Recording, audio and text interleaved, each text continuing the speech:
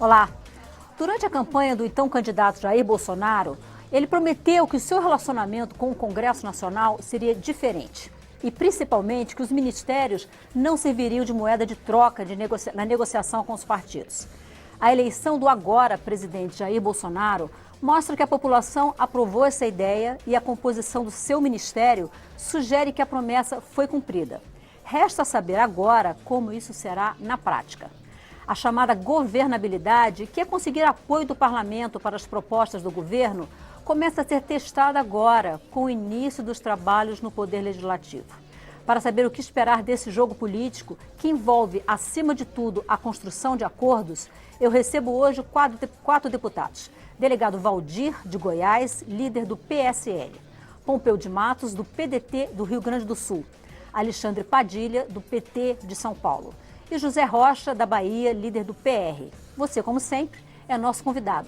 Participe pelo Twitter, o Facebook ou pelo bate-papo aberto em youtube.com.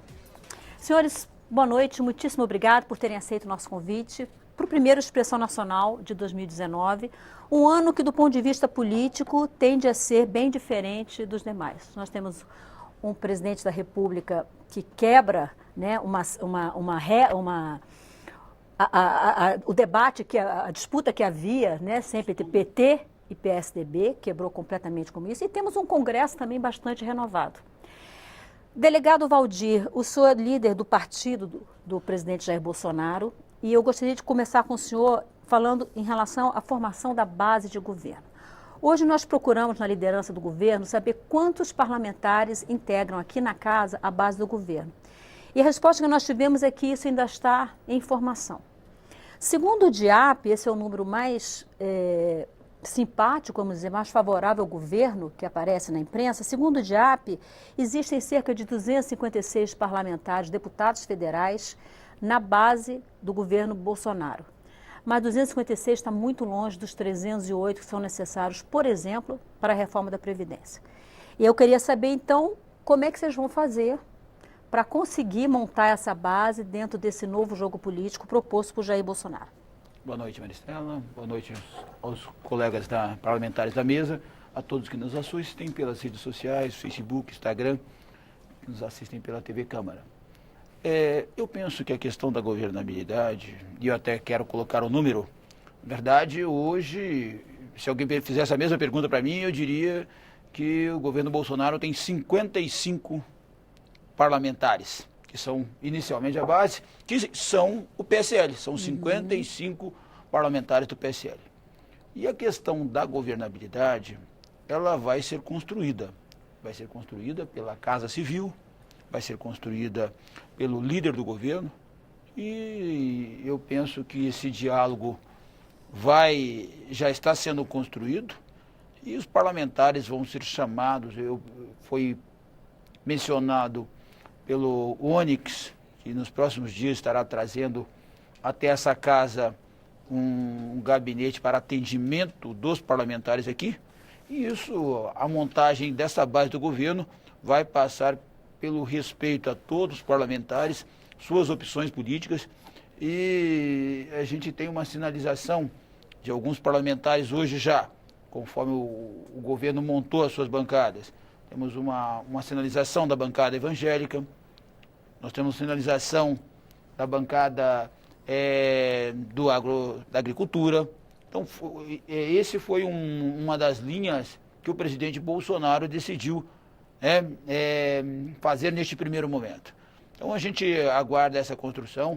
É importantíssimo o diálogo com os partidos, é importantíssimo o diálogo com os parlamentares. Isso vai ser construído nos próximos dias. Tivemos uma votação na data de hoje, uma grande sinalização dos líderes, tivemos um projeto importante que é o GAFI aprovado. Então existe uma sinalização do parlamento que quer essa parceria com o Executivo. Deputado Pompeu de Matos, PDT do Rio Grande do Sul. Deputado, você está aqui, está no seu 5º mandato, né? Deputado delegado Valdir também já está no 3º mandato. E então o senhor passou por governo Lula, governo Dilma, governo Temer, né? Fernando Henrique, enfim. O senhor acha que funciona? Qual a sua expectativa em relação a um governo que começa tendo, como disse o deputado delegado Valdir, 55 parlamentares na sua base. Bem, primeiro quero cumprimentar com muita honra o telespectador de todas as mídias sociais, o delegado Valdir, nosso colega deputado, estivemos juntos por um bom momento, o nosso ministro Alexandre Padilha, né, que foi ministro da Saúde, hoje colega delegado, o Rocha, também das Casas Velhas, né, Rocha? E dizer que diz que o diabo não é diabo porque é inteligente, mas porque tem tempo. E o tempo conta e a experiência mostra. O meu partido, o PDT, ele não é da base e nem vai ser da base. Não votei no Bolsonaro, não votamos no Bolsonaro. Nós votamos no Ciro, não ganhamos, mas ficou no coração, na alma, no sentimento do povo brasileiro, com mais de 14 milhões de votos. Mas quem ganhou foi o Bolsonaro. Naturalmente, nós precisamos reconhecer e respeitar, para ser respeitado e reconhecido. Isso eu carrego muito claramente. Nós não vamos ser a oposição do quanto pior melhor, aquela oposição azeda, torcendo que dê errado. Nós estamos todos no mesmo barco. O Brasil é um barco só.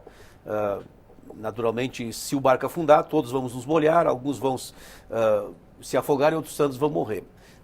É natural também que a gente no barco faça as advertências. Olha, o barco está à deriva, está mal, o timoneiro está mal, enfim, nós vamos fazer as nossas advertências. Mas sabotar o barco, isso nós não vamos fazer. A experiência ensina que não existe um executivo sem diálogo com o legislativo. Há uma interlocução necessária, fundamental. Eu não sou a favor e nunca fui do toma lá da cá. Isso faz muito mal. Fez muito mal para o Brasil. Aliás, o processo de reeleição no Brasil começou com o Fernando Henrique na base do toma lá da cá. Pagaram caro por uma coisa que saiu mais cara ainda para o Brasil, que foi a reeleição. E assim funcionou o Congresso, e assim foi também no governo do PT, tanto do Lula quanto da Dilma, a tal chamada base aliada, foi no governo do Temer, muito pior ainda, e o Bolsonaro começa diferente. É importante isso? É. Só que eu tenho uma compreensão assim de que o amor é a coisa mais linda que tem. Mas quando falta feijão, o amor, ó, pela janela. Então, o governo Bolsonaro, ele distribuiu ministérios disfarçadamente para partidos. Aparentemente, não é para partido, mas se tu pegar, o DEM tem 3 ministros, da Casa Civil, da Agricultura e da Saúde. Então, é claro que tem partidos. Se for olhar, tem vários segmentos partidários. E ali na frente, isso vai ser rearranjar e vai ser reajustado. Mas o DEM diz que não está na base aliada. Ele não está, imagina se tivesse. Aí, esse é o tal de disfarce disfarçado.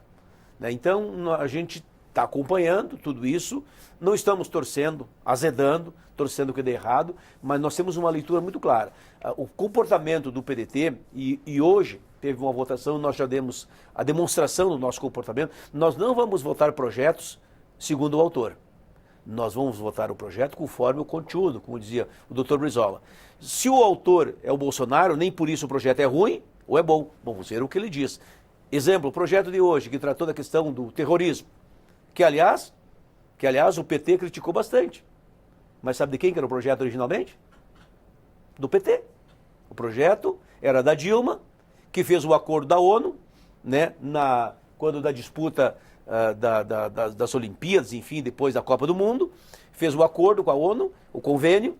Esse convênio foi aprovado aqui na Câmara com a relatoria de um deputado do PT, e agora veio a lei em função do acordo, cujo acordo o PT assinou, e agora o PT votou contra. Nós fomos lá e dissemos bem clarinho, o PDT, coerentemente, nós votamos a favor do acordo, achamos que tem que ter uma punição, porque o Brasil não pode aceitar terrorismo, não pode aceitar quem financia terrorismo, e o Brasil não pode aceitar, também aqueles que difundem armas de extermínio em massa. Então, nós do PDT vamos ter este equilíbrio, isso vai ser importante para nós, para o nosso posicionamento. Só que eu não acredito em base aliada, sem essa base aliada ter uma relação muito próxima com o Executivo.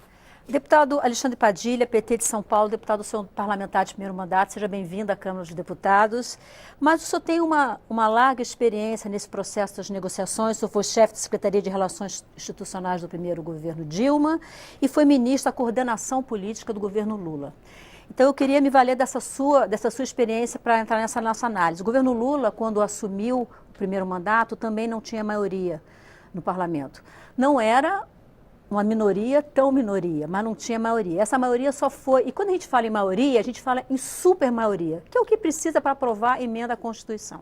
A gente sabe que as principais mudanças no arcabouço jurídico brasileiro, as grandes reformas, se dão por meio de emenda à Constituição. Então, não dá para falar em maioria se não tiver pelo menos 308 votos, ou 320 para ter aquela margem, né? E essa maioria do governo Lula só veio depois, no final de 2003, quando fez o acordo com o PMDB entrou no início de 2004, o governo Lula. Foi aí que o Lula teve a maioria. Tanto que duas grandes reformas que foram tentadas no final de 2003, elas foram, se não rejeitadas, a reforma tributária acabou sendo rejeitada e a reforma da Previdência foi parcialmente aprovada. Não, né? foi aprovada. Mas não em todos os termos. Não, foi aprovada. Foi aprovada. A reforma da Previdência? É, a reforma da Previdência foi amplamente aprovada. Mas eu acho que eu queria trazer a sua experiência para isso. Recuperando um pouco o histórico. Primeiro, o presidente da Câmara, João Paulo Cunha, foi o presidente indicado, construído e apoiado pelo governo Lula, foi eleito presidente da Câmara com mais de 400 votos. Foi a maior votação, inclusive, de presidente da Câmara que nós tivemos, né, desde o começo. E nós construímos uma maioria já em 2003, dialogando com partidos, inclusive com partidos de oposição, porque eu acho que essa é a questão, eu acho que essa é a arte de governar. Construímos a maioria que permitiu que o Brasil fizesse, sim, uma reforma da Previdência que era necessária naquele momento, né? A reforma tributária não foi, essa sim, não foi concluída no seu conteúdo, né? Tinham temas, por exemplo, que a Câmara rejeitou, por exemplo, a gente queria criar IPVA para helicóptero, para iate, né? Eu acho um absurdo, a pessoa tem uma moto, paga o IPVA, e tem um iate, um helicóptero, não paga o IPVA. Né? São mudanças que não passaram aqui naquele momento. E o exercício da construção da governabilidade, né? Eu acho que, em primeiro lugar, nós não podemos criminalizar a política, nem os partidos políticos, e nem fazer uma criminalização fake, porque uma coisa é fazer um discurso de criminalização fake, mas, na prática, fazer o que o deputado Pompeu de Matos falou, que o ministro não é do partido, mas debaixo tem assessores que são. Nós temos ex-deputados dessa casa que estão hoje lá no Palácio do Planalto cumprindo funções. Né? Ou, como disse aqui o líder Valdir, meu colega líder Valdir, dizer que o Onyx vai vir aqui conversar individualmente. Conversar o quê? Né? Isso é um exercício ou não do Executivo de construir a relação com a Câmara e com os deputados. Então, eu acho que não pode partir para essa criminalização da política, muito menos para uma criminalização fake. Né? Eu acho que o que a gente espera, hoje tem um grande jornal de circulação que disse que nós estamos esperando o governo Bolsonaro, o presidente, governar. Falou que tem que parar de tuitar e começar a governar. Acho que primeiro, para construir governabilidade, tem que querer governar. Né? Eu acho que é uma expectativa que nós temos. Nós vamos fazer uma oposição, sim. Tivemos um candidato que teve mais de 30 milhões de votos no primeiro turno, fizemos a maior bancada na Câmara dos Deputados. Disputamos o segundo turno, mais de 47 milhões de votos. Agora, uma oposição propositiva, para o bem do Brasil. Né? Nós não queremos que o barco afunde e muito menos queremos que, quando afunda, só os mais pobres que se afogam, só os mais pobres que morrem. Então, nós vamos exercer isso que o deputado Pompeu de Matos falou, de fazer advertências. Né? Eu acho que, quando tem propostas que vierem para esse Congresso que afetam os mais pobres, os mais vulneráveis, vai ter oposição firme e forte do PT. A posição do meu partido hoje sobre o projeto que foi votado, o deputado Pompeu, é porque tem uma diferença. Primeiro, uma coisa é um acordo restrito ao período de um evento internacional como a Olimpíada. A outra coisa é uma lei que passa a ser permanente. Né? E passa a ser permanente com um governo que tem demonstrado atitudes de não respeitar questões importantes da democracia. Nos assusta muito a notícia que saiu sobre espionagem em cima de bispos da CNBB ou tentativa de interferência, né, pedindo para que a Itália centralize o Papa Vaticano em relação ao Sínodo do Vaticano que vai discutir a Amazônia. Nos preocupa isso. Né? Nos preocupa o debate da segurança pública se restringir, por exemplo, a uma licença para matar para agentes policiais. Então, acho que esse debate nós vamos estar sempre presentes, né? Enquanto uma oposição que busca ser construtiva, que vai fazer advertências quando achar que o barco pode estar afundando, ou mesmo quando, ao barco afundar, quem vai morrer afogado são os mais pobres, aqueles que mais precisam.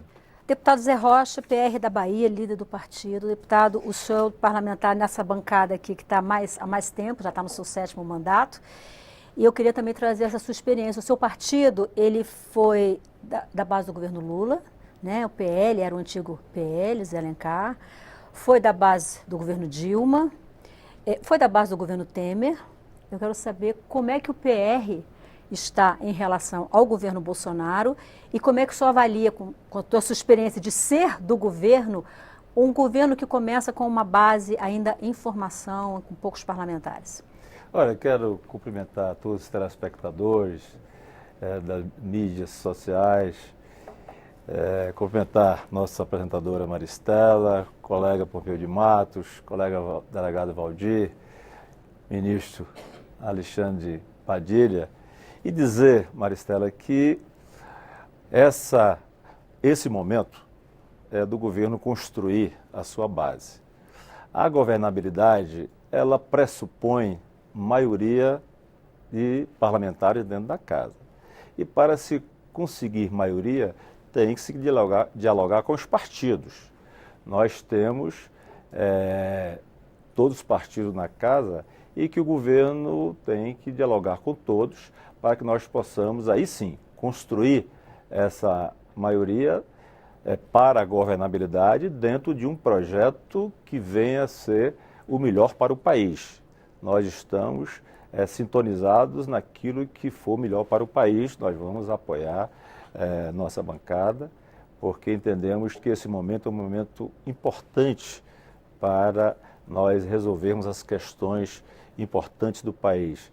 Vivenciamos aí uma crise econômica, uma crise política, estamos num momento de uma grande renovação dentro do Congresso Nacional. Na Câmara são mais de 47% de renovação, lá no Senado 85% de renovação.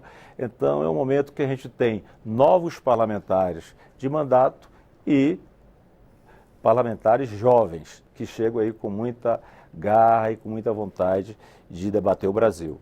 Então nós nos colocamos nessa posição.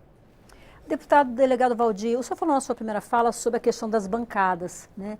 E isso foi muito falado logo depois da eleição, que o presidente Bolsonaro negociaria com bancadas temáticas, né? Bancada da segurança pública, da agricultura, mas a gente sabe que a casa, em função do seu regimento e de como ela funciona muito em função das lideranças partidárias. Diferente do que as pessoas, às vezes, têm um senso comum de que as lideranças, de que os deputados, uma vez eleitos, eles fazem o que eles bem entendem aqui dentro, a gente sabe que não. E as lideranças têm um papel muito forte. São as lideranças que fecham a pauta junto com o presidente da casa e não os presidentes das bancadas, das frentes parlamentares. São as bancadas que nomeiam os parlamentares para as comissões, que indicam os principais relatores, os relatores dos principais projetos, e são as bancadas, inclusive, que tiram um deputado, muitas vezes, é o líder que tira um deputado no momento da votação, quando percebe-se que ele vai votar diferente da orientação do líder, de como foi fechado com o partido. E as bancadas, a gente sabe que elas entram muito em projetos que fogem dessa lógica partidária, muitas vezes. Por exemplo, a reforma tributária, que mais de que dividir o PT com o PSDB, o PDT, divide partidos ricos e partidos pobres, né? Então, muitas vezes, os líderes abrem mão disso. Eu estou explicando isso tudo, que é para quem nos assiste conseguir entender um pouco melhor como é que funciona a dinâmica aqui na casa. Uma dinâmica de uma instituição que é regimental e que funciona assim, onde as regras são colocadas. Então, eu queria saber como é que o PSL, o governo, pretende lidar com essa realidade, querendo fazer negociação com as bancadas temáticas e não com os líderes. Eu não gosto da palavra negociação. É uma palavra que eu não gosto. Eu prefiro o diálogo. Sim. Eu penso que o governo vai fazer o diálogo com os parlamentares, com as bancadas, com os partidos, e penso que cada assunto vai ser tratado de uma forma. Eu vou te dar um exemplo momentâneo. Reforma da Previdência. A quem interessa a reforma da Previdência? A reforma da Previdência interessa para o país. E quem são as pessoas hoje que têm a maior consequência em razão da não realização da reforma da Previdência? São os prefeitos do PDT, do PR, do PT, do PSDB, PSL tem, acho que uma prefeitura no país, e agora 3 governos de estado, que estão tendo as consequências, né, do grande ônus pela falta de coragem em alguns momentos de fazer uma reforma da Previdência mais profunda.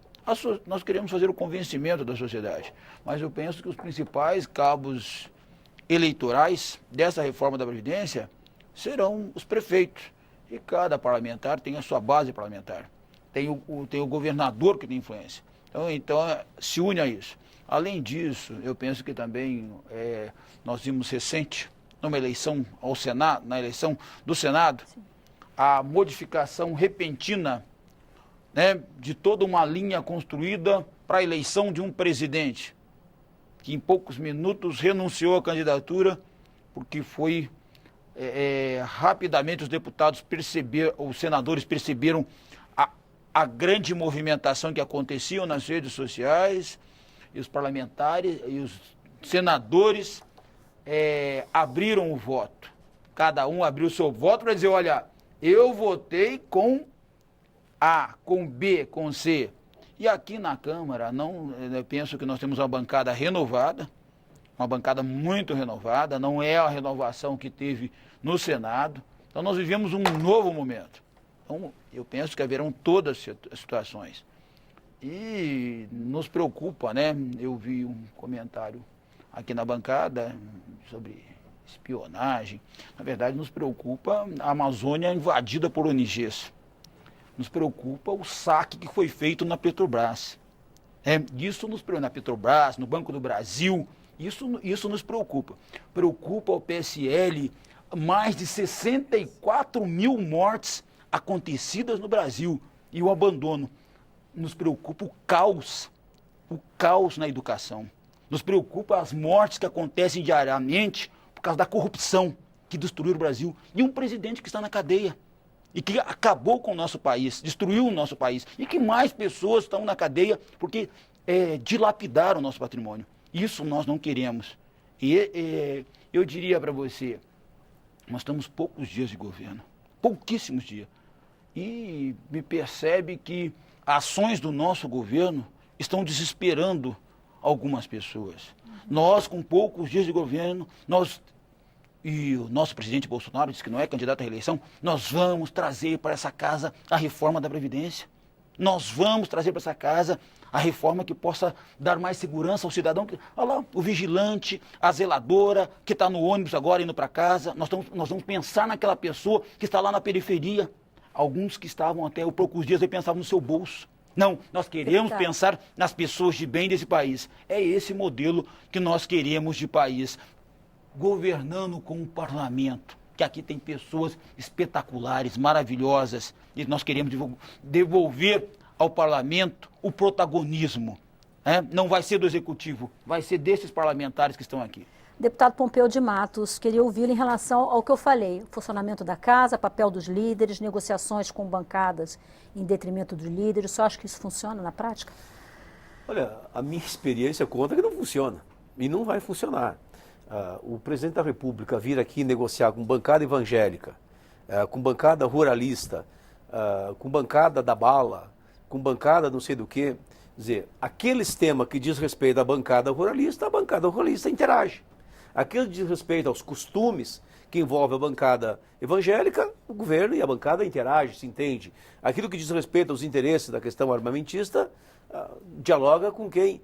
Agora, o cotidiano do parlamento, o dia a dia das relações do governo é com os partidos. As pessoas podem, o cidadão pode dizer, mas o partido... Eu tenho dito assim que partido, para mim, é que nem carro. Tu anda, quiser andar, tem que ter um carro.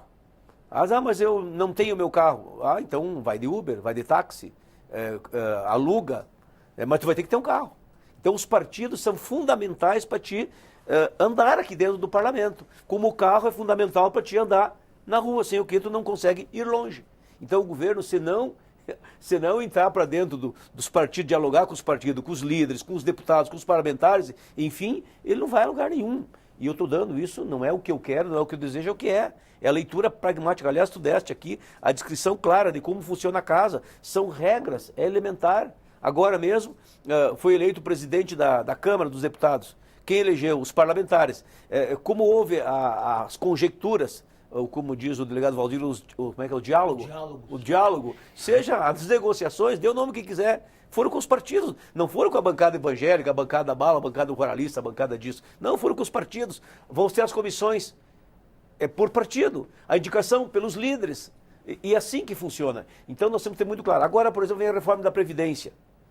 Cada partido vai indicar os seus integrantes. Não vai ser o integrante da bancada evangélica que vai lá compor a comissão especial, nem de outra bancada, a não ser da bancada dos partidos. E nós temos que valorizar e respeitar. O meu partido, eu represento e me represento e me sinto representado, e nós fazemos o debate de bancada toda semana para afinar a nossa conversa sobre os temas que são as pautas da ordem do dia. E na reforma da Previdência, especialmente, nós vamos examinar item por item.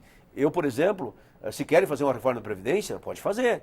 Mas não para tirar do idoso pobre, do viúvo, da viúva, como foi a reforma da Previdência do Temer, das pessoas com deficiência, do agricultor, do pequeno agricultor, do professor e da professora. Quer dizer, tirando os pequenos e os grandes. Não tocaram.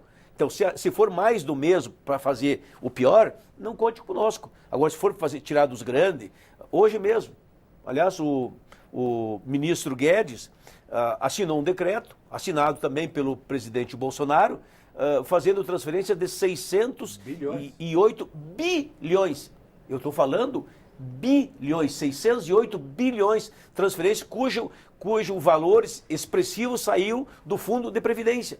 Como é que tu tira da onde não tem?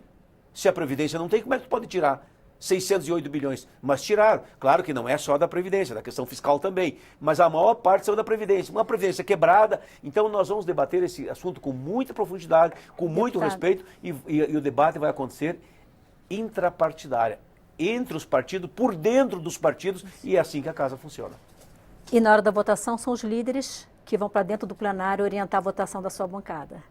Cujo debate precede, e a bancada, na verdade, já está em sintonia com o líder vai dizer aquilo que nós já discutimos, sobre o que nós já decidimos. Ele orienta para que a gente siga aquela linha. Senhores, eu vou fazer um breve intervalo, na volta eu volto com os senhores para falar sobre esse mesmo assunto. A gente volta já já, não saia daí.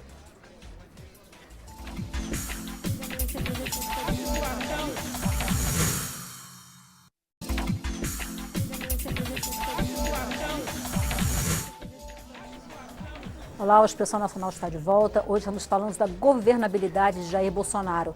Deputado Alexandre Padilha, eu volto com o senhor. A gente estava falando no primeiro bloco sobre como casar a intenção do governo Bolsonaro de fazer negociações com bancadas temáticas com as regras que regem o funcionamento da casa, o papel dos líderes, o peso que os líderes partidários efetivamente têm aqui dentro.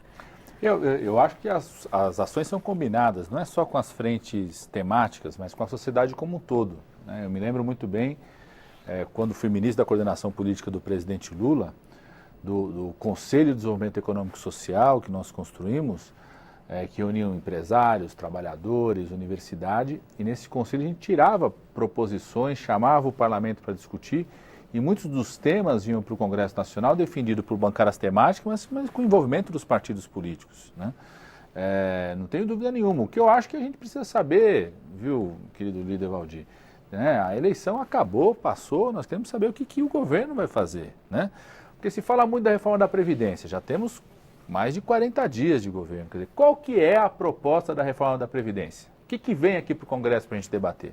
O PT vai fazer agora, dia 21, um seminário sobre previdência pública no país, avaliação dessa história do rombo. O deputado Pompeu de Matos trouxe um dado aqui do dia de hoje. Quer dizer, que história é essa que tem um rombo e foram retirados 600 bilhões de reais hoje dos recursos que vão garantir a aposentadoria dos idosos, dos professores e das professoras, né?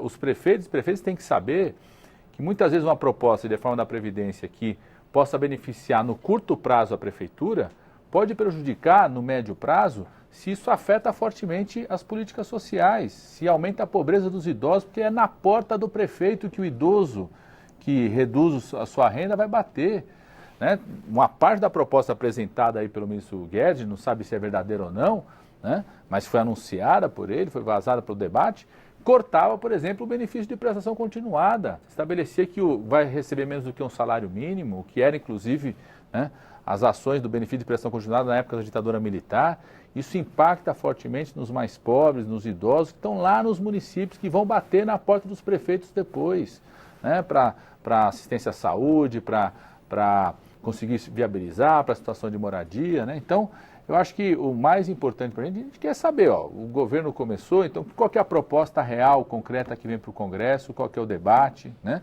Precisa começar a governar e nós teremos sempre uma postura, como eu disse aqui, né, de oposição, sim, apresentamos um projeto alternativo no país, queremos ser respeitados pelo projeto que nós apresentamos, pela votação que o nosso candidato teve, por ter a maior bancada na Câmara dos Deputados, e estamos aqui para discutir quais são os projetos que vêm para o país, mas sempre estaremos na posição de defender aqueles que mais precisam. Nós não achamos que pode recair nas costas dos trabalhadores e das trabalhadoras, de quem mora nas periferias, de quem está aí no ônibus, né, os custos de fazer com que o Brasil saia da crise econômica, política e institucional que vive hoje. Deputado Zé Rocha, eu queria ouvi-lo também em relação a essa questão do funcionamento da casa em função das orientações das lideranças partidárias, mas queria colocar um outro fator que foi colocado aqui pelo deputado delegado Valdir e que nós estamos vendo que na prática o governo começou a exercitar, que é essa conversa com governadores. O próprio ministro Sérgio Moro, antes de apresentar o seu conjunto de medidas, que não chegou ao parlamento ainda, mas já esteve aqui, já debateu e tal,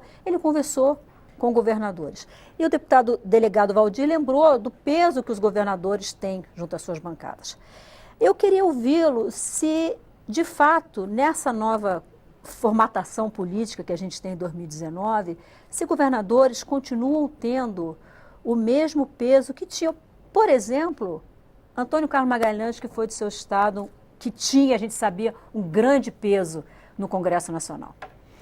Olha, eu vejo que o governo tem que realmente dialogar com os governadores, com os prefeitos, com os entes federados, porque o cidadão, ele mora no município, ele não mora no estado e nem na União, ele mora no município. E o governo, na medida em que concentra muito as decisões e os recursos a nível federal, isso prejudica muitas ações lá na ponta, a nível dos municípios. Portanto, eu acho que tem que chamar para uma conversa as representações, não só dos estados, que são os governadores, como também dos municípios, que são os prefeitos. E aqui dentro do Congresso Nacional são os partidos que devem ser ouvidos, consultados e esse diálogo tem que acontecer, porque, como disse aqui os colegas, não são as bancadas temáticas que vão votar as matérias das mais variadas opções. São os partidos que vão debater com as suas bancadas e aí sim, com uma opção da maioria da bancada, a encaminhar o voto em plenário. Portanto, esse diálogo do presidente da República, do governo federal, com as bancadas, com os líderes, é de fundamental importância para que a governabilidade realmente tenha a sua estabilidade aqui dentro do Congresso Nacional. Então, eu diria que os governadores que assumiram agora em 2019, eles têm um peso junto às suas bancadas, conseguem, entre aspas, conduzir as bancadas da mesma forma como havia na chamada política antiga, política velha? Eu não vejo uma condução do governador com as suas bancadas. O que eu vejo é o governador trazer para o governo federal quais são as necessidades do Estado, quais são aqueles investimentos que os estados devam receber para criar emprego, oportunidade de emprego, para melhorar a condição social das pessoas, e isso o governo vai mandar, ouvido os governadores e os prefeitos, aí vai mandar para o Congresso Nacional, aqui para a Câmara dos Deputados, os seus projetos já dentro de uma avaliação dos entes federados, e aí as nossas bancadas aqui vão, aí sim, debater e discutir e aí votar naquilo que for melhor para o país. Nós aqui não vamos votar naquilo que for melhor para A, B ou C, mas sim para o país. E nós temos um Brasil, um país que é muito diversificado. Nós temos o Nordeste, de onde eu sou oriundo e que represento aqui o meu estado da Bahia. Então, nós temos grandes carências no Nordeste, temos uma diferença muito grande, né? Dos investimentos, das ações em relação ao Nordeste, o Centro-Sul e o Centro-Oeste. Então, nós temos peculiaridades no Nordeste, como sistema de abastecimento de água, questão da agricultura familiar. Então, nós temos necessidades que devam ser observadas pelo governo federal e que sejam debatidas e demandadas aqui dentro do Congresso Nacional. Deputado delegado Valdir, o primeiro ano de todos os governos é chamado pela imprensa, pela ciência política, como lua de mel, né? É o momento que o presidente está com todo o poder, toda a legitimidade dos milhões de votos que recebeu, né? E o Congresso Nacional está no primeiro ano, está a todo vapor. Então, normalmente, nesse primeiro ano, onde se tenta fazer as grandes mudanças, as principais mudanças. Agora, o país vive ainda hoje, apesar de ter saído da recessão, vive uma situação econômica ainda muito difícil, um elevado desemprego, né? E existe uma expectativa muito grande da população em relação a isso. É claro que a gente sabe que o presidente Jair Bolsonaro está vivendo uma situação atípica, está hospitalizado, né? Uma hospitalização que foi mais longa, né, do que o previsto. É claro que isso gera, né, um problema de coordenação do governo. As pessoas estão aguardando em algumas coisas, como a própria reforma da Previdência, o próprio pacote do ministro Sérgio Moro, a assinatura do presidente Bolsonaro para mandar para cá. Mas como é que o governo pretende esticar essa lua de mel diante de uma situação econômica que tende a pressionar muito o governo? Eu diria para você e a todos que nos assistem, nós temos extrema tranquilidade nesse relacionamento parlamento e governo. Qual a sinalização que nos trouxe a Bolsa de Valores? Nós estamos atingindo o topo da Bolsa de Valores. O mercado está reagindo muito bem. Muito bem. Qual a sinalização que nos deu o dólar? Mesmo com um problema lá nos Estados Unidos, o dólar continua em baixa. Então nós temos excelentes sinalizações. Demonstra que o governo está fazendo o seu dever de casa. Me surpreendeu meu amigo Alexandre Padilha aqui mencionar da reforma da Previdência, num texto. Eu não sei o texto da reforma da Previdência, a Padilha já sabe. Então não tem texto da Previdência. Quando tiver, não é texto vazado, é texto que vai ser trazido aos líderes, vai ser chamado Rodrigo, o Davi no Senado, vai ser chamado Correia, vai ser chamado todos os líderes. E vai ser debatido no Expressão Nacional. Vai ser, primeiro é o parlamento. Mas, aí o governo Bolsonaro, o que mais que o governo Bolsonaro fez? Ele tem que montar um ministério diferente. Foi montado um ministério com muita qualidade técnica. Então isso é governo, né? A expulsão de um criminoso que estava no Brasil há muito tempo. E nos trouxe um crédito com a Itália, Batiste. Então nós temos realizado o trabalho, o texto da reforma da Previdência está pronto, o Moro já esteve nessa casa para discutir a reforma com a gente vê que tem um pouquinho de polêmica, mas isso é normal. Então o governo vai manter... Uma atitude, inclusive, que não é comum. Não é comum. Vir conversar com o parlamento até antes da apresentação formal do projeto. Não foi convocado, né? E já estão sendo feitos ajustes a partir dessas Sem dúvida, já tem um diálogo, já vê onde tem descontentamento. Então nós queríamos avançar nessa proposta. E com respeito integral ao parlamento, ao deputado. Você é uma pessoa extremamente experiente, e vou fazer minha vênia aqui aos parlamentares Mais e Pompeu, o Zé, que é meu amigo, fui do PR. Mas nós sabemos aqui que houve alguns momentos que as emendas parlamentares eram objeto de barganha, de controlar o voto do parlamentar. E o Bolsonaro disse o seguinte: não, nós vamos entregar as emendas parlamentares para todos os parlamentares, do PT, do PDT, não tem, vai ser todo mundo igual, na mesma data, sem aquele arroxo que havia anteriormente. Isso é respeito ao parlamento. E nós queremos avançar. E eu penso que a partir do momento que venham as propostas de cada ministério, investimento agora no norte do país, na Amazônia, por regiões do Nordeste, por cada parte do país, nós vamos agregar essa governabilidade. Quem não quer, Zé, a reforma tributária com o recurso saindo aqui de Brasília e começando a maior quantidade de recursos lá para os prefeitos, que o Zé e o Pompeu disseram muito bem, que é onde tem o problema da saúde, educação, da segurança. O dinheiro, inverteu hoje o polo, é 70% aqui, pouquinho para os estados e a quirera para os municípios. Não, Bolsonaro diz, nós vamos avançar com o Pacto Federativo e nós vamos inverter. É dinheiro para o município, pouquinho para o estado, que é o intermediário, né? E bem pouquinho aqui para a União. É esse trabalho de respeito que nós queremos fazer. E aí a gente pensa que essa lua de mel, a partir do momento que venham os projetos, essa nova forma de governo, respeitando e aproveitando os parlamentares bons. Nós temos muitos parlamentares. Padilha foi ministro há muito tempo. Nós temos vários parlamentares muito bons, que tem que ocupar espaço, sim, em ministério. E aí eu vou dizer o seguinte, mas está tendo barganha política. Se eu tenho 2 técnicos espetaculares no estado de Goiás e quero indicar porque são bons, que tem uma... Qual o problema que a gente vê nisso? Então, não é só indicação técnica que é boa, não. Os políticos, nós temos indicações políticas espetaculares.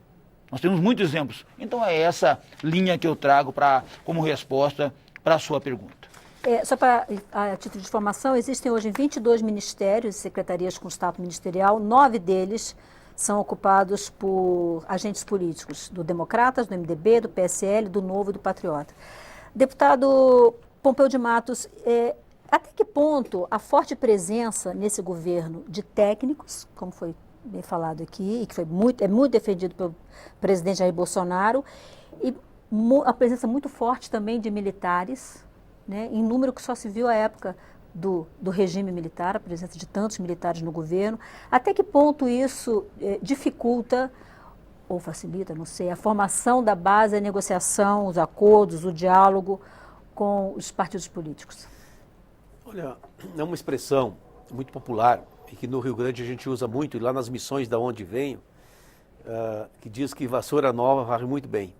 Então todo governo que ganha, ao se instalar o governo, ele tem um nicho de credibilidade, de conceito, 50 e tantos milhões de votos. Isso valeu para o Fernando Henrique, teve expressão no governo Lula, na eleição, na reeleição, na própria Dilma, no segundo governo da Dilma, que não teve muito, porque houve uma contestação muito forte desde o começo. Mas a verdade é que o governo ganha envergadura, ganha musculatura. E eu diria assim, ele tem um prazo. Isso tem prazo de validade. Eu diria que o prazo de validade é 1 ano, é 6 meses para propor, para, enfim, fazer o projeto, né, se estabelecer em todo o seu contexto, em todas as suas nuances, e mais meio ano para fazer com que esse projeto efetivamente se desenvolva, ele acabe sendo aprovado. Passou essa lua de mel, pode esperar que aquela frase do amor é a coisa mais linda, mas se falta feijão, amor se manda pela janela. Aí nós vamos passar por uma outra fase. Até porque as eleições municipais são no ano subsequente à lua de mel. Logo em seguida, já contamina, né, o debate. Eu não vejo nenhuma preocupação e não há da minha parte nenhum preconceito o fato de ter políticos no governo. Eu sou daqueles que acreditam, tenho fé na política. Nós não temos que criminalizar a política. É político, não presta.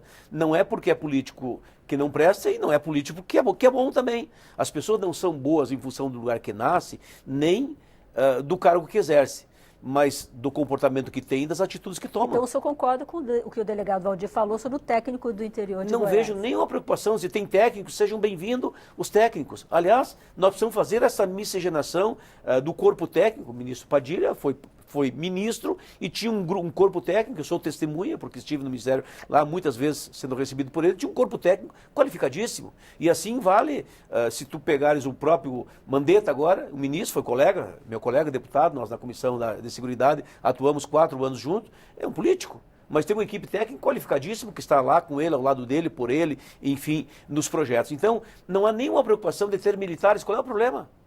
Qual é o problema de ter militares? O que nós não podemos é ter um governo militar. Isso eu não quero. Agora, ter militar no governo, não vejo nenhum problema. Isso é da lógica. Os militares são quadros importantes do cenário nacional. E eu diria assim, tem militares patriotas, grandes patriotas militares. Tivemos uma ditadura militar, tivemos um equívoco passado. Vamos olhar para frente. É para frente que se anda. E o símbolo de andar, agora eu busco o exemplo do próprio carro. Tem um para-brisa bem grande e o retrovisor bem pequeno. É para te olhar mais para frente do que para trás. Se olhar para trás, bem pouco, vamos olhar para frente. É para frente que se anda, é isso que a gente quer para o nosso país. Então não vejo esta preocupação, não fico dividindo entre, então é bom porque é político, ou é bom porque é técnico, ou é bom porque tem militares. Pode miscigenar, pode misturar e tem tudo para que as coisas funcionem. Agora, o que precisa o governo ter um projeto.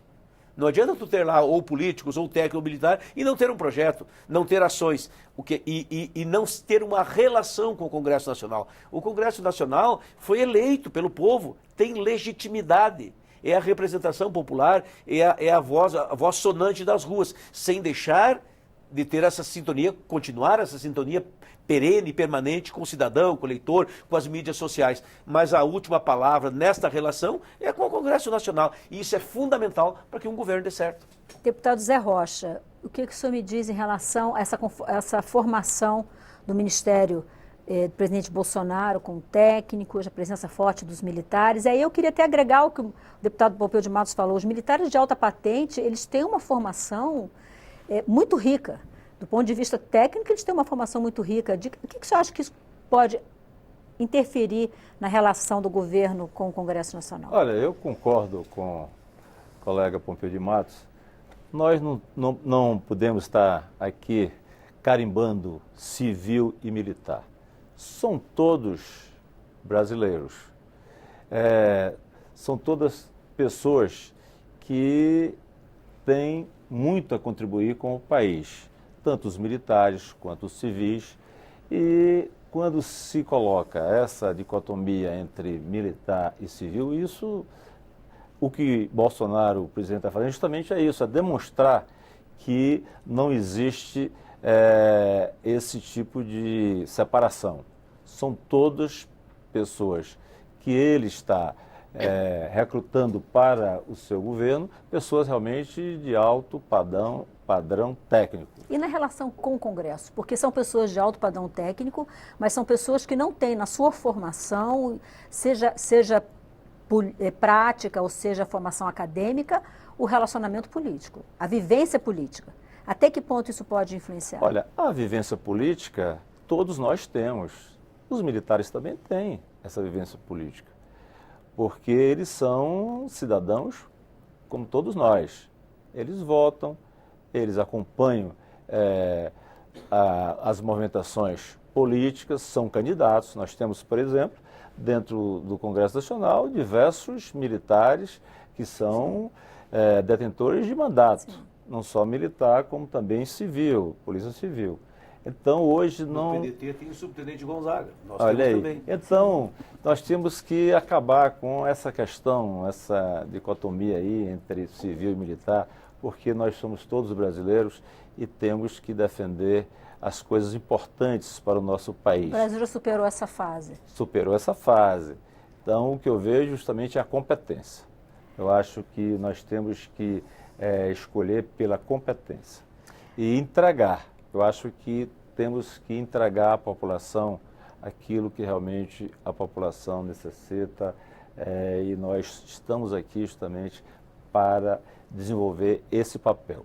Olha, nós representamos uma sociedade. Todos que estão aqui dentro do Congresso Nacional são oriundos da mesma sociedade, como os militares, como os magistrados, os ministros, são todos da mesma sociedade. Então, o que a sociedade tem que esperar de nós, políticos, ou do executivo, ou dos militares, ou dos magistrados da justiça, é aquilo que ela trouxe para cá, mandou para cá.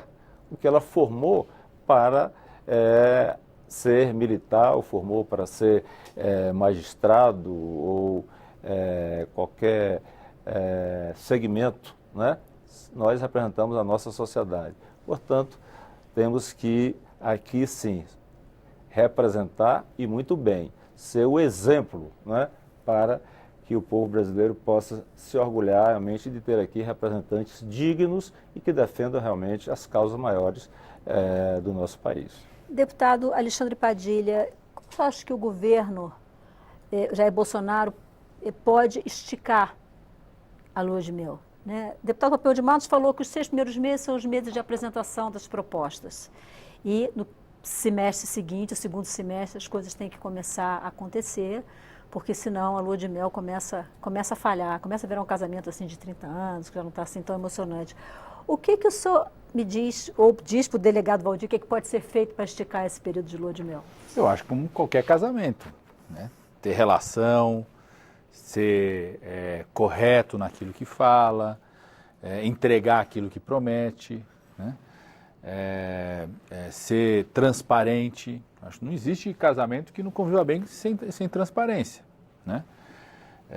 Não ter preconceito. Eu, como médico, acho que a pior doença que pode existir no ser humano é o preconceito. Então eu não concordo com qualquer tipo de preconceito a militar, a civil, preconceito de raça, preconceito de orientação sexual, preconceito religioso, né?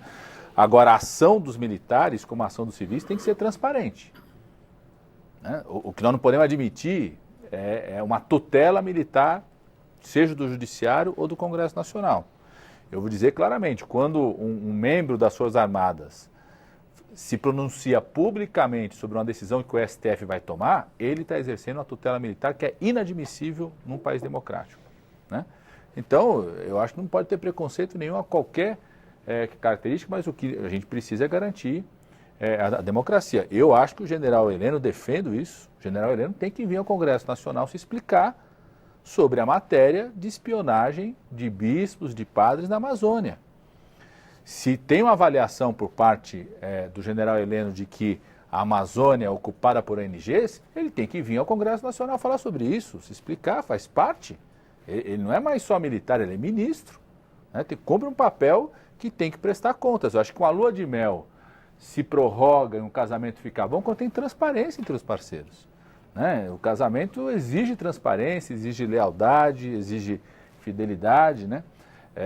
Nós temos uma maior expectativa de que a proposta de reforma da Previdência do governo Bolsonaro não seja aquela que o posto Ipiranga, o Paulo Guedes, apresentou.